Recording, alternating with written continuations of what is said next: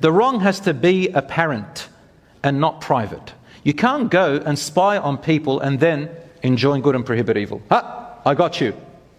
Haram. Ha! Gotcha. One brother used to go around looking at all KFC shops. Which Muslims are in there? I know from Preston Mosque. Post. Told you, don't follow him. Bad, deviant, doesn't think about Palestinians. So no spying and prying to find out. Unless if there is fear, genuine and well-founded fear of great harm or violation of others or oneself, someone's going to harm themselves or harm someone else truly, it is okay to spy.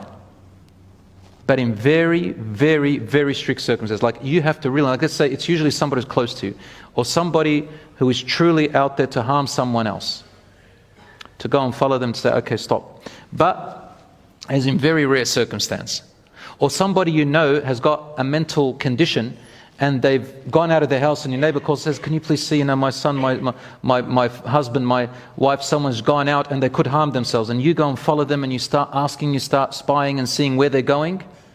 Right? Well, we don't really call it spying. You're really looking after them. And you just go in order to save them and to help them. So in order to save someone or to help them is a different story. But otherwise to spy on people and to pry into their personal lives is haram. No matter what they're doing. One person said, sometimes I get this question, they say, I know somebody whose wife or his husband is talking to someone. Should I tell their husband? Should I tell their wife? I always say to them, don't. A lot of people might say, but that's not fair. What if? I understand that. But from experience, we've seen that it causes more harm than good.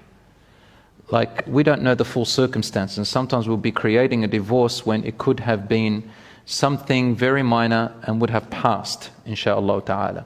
For example, I might be on the internet and see the name of somebody I know, and it could have been from their past, and they haven't deregistered from there, for example. Let's say, I'm just giving an example myself, I don't do that because I don't even know those sites. Let's say a dating app, for example, or something like that, right? And I see that I shouldn't really say anything. If I do want to say anything, I'll go to the person if I know them and give them advice. Or I would tell someone who is close that would not cause harm to secretly give them advice. Do you understand, brothers and sisters? Okay. So I think that, I know some people may have a different opinion, but from experience I think that has always worked. And we say in Arabic, اسأل مجرب ولا تسأل خبير. We say, ask a person with experience and expertise, and don't ask a person who only knows the theories.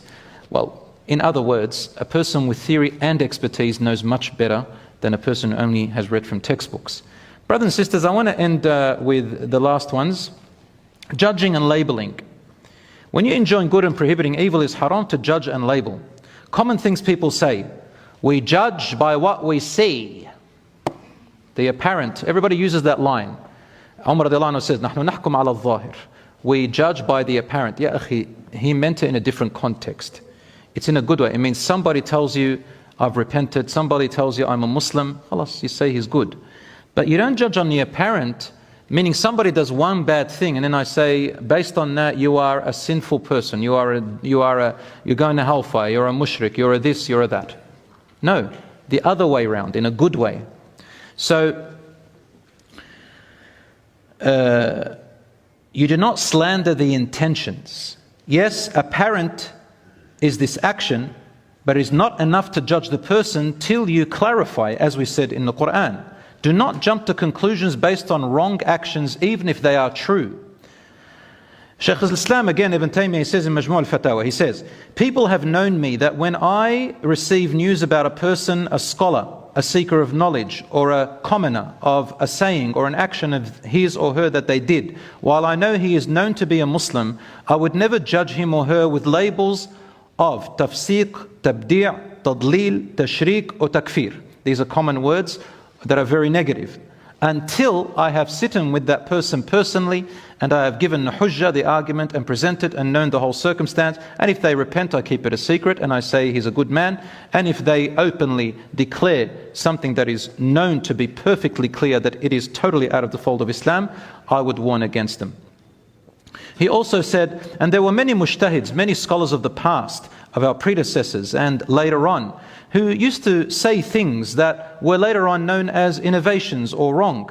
And they didn't know that it was an innovation, for example, either because the hadiths they received were weak, and later on they were known that after authenticating them, and they thought that they were authentic, or because of certain verses they misinterpreted them in the way that they genuinely thought was right, or because of an opinion which they thought was the right way, or because of some text that did not reach them. So it used to happen. So if we're going to sit down and judging every single person for a little thing, that even if they're scholars, we're going to be doing disservice to the deen and creating more disunity than good, brothers and sisters. So verify and clarify. And you've got to see, are you the person who should be clarifying and verifying?